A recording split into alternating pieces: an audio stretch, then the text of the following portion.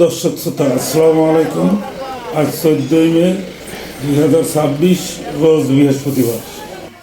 আমি এখন আছি রাজবাড়ী সদর উপজেলার বসন্তপুর ইউনিয়নে বৃহত্তম পেঁয়াজের বাজার কোলারহাটে।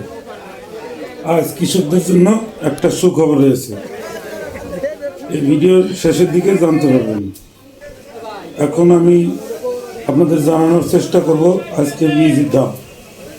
আজকে পেঁয়াজের মাথার দাম হলো 1250 টাকা এবং নিম্ন আছে 1000 থেকে 1250 টাকা পর্যন্ত দাম। আর পেঁয়াজের অত্যন্ত আমদানি আজকে কম,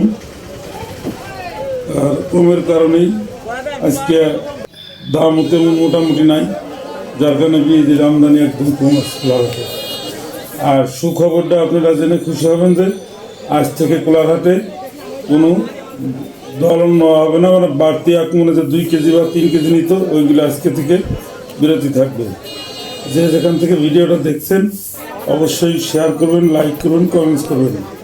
আপনাদের প্রতিদিন নিত্য নতুন ভিডিও দেওয়ার চেষ্টা করব, সবাই ভিডিওটা দেখতে থাকুন।